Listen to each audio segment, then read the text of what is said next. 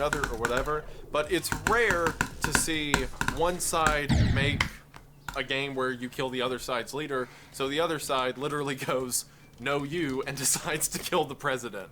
To be honest, I don't know if something like that has ever happened again, but it should. That's hilarious. Moving into Tier 4, we're getting into the heavy stuff.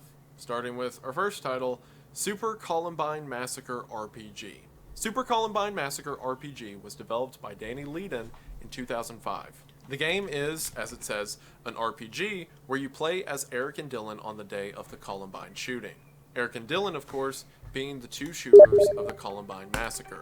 The game, as you could imagine, is very brutal.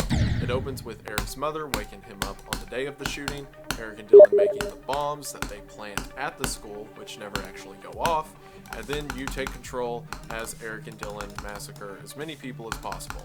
After the shooting, as in real life, Eric and Dylan take their own lives, and in the game, their bodies are shown along with a montage of news footage and witnesses and statements of victims' families. However, this is only the halfway point of the game, as it then goes to Eric and Dylan in hell fighting off demons. And this is not played in a horrific or serious tone at all.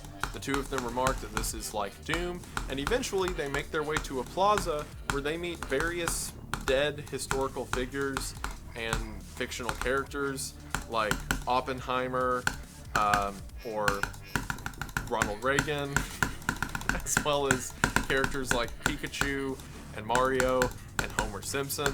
And it ends with them fighting the South Park version of Satan, and then Satan saying they did a good job in that whole kill spree thing.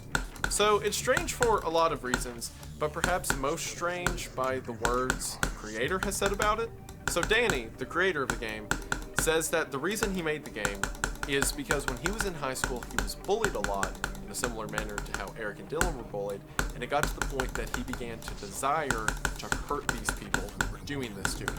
And it wasn't until Danny watched Clockwork Orange that he said while watching the movie, he recognized that just because society has placed him in a predicament, it doesn't justify his actions or the evils he would commit in the name of that injustice.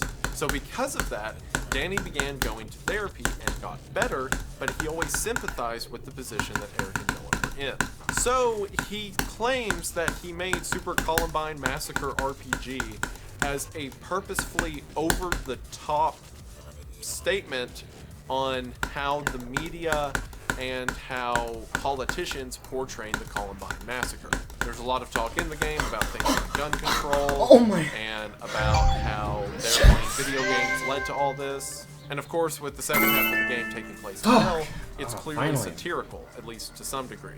Now, while that's all well and good for an art project, as you could imagine, the family members of the victims of Columbine weren't too happy with, you know, this whole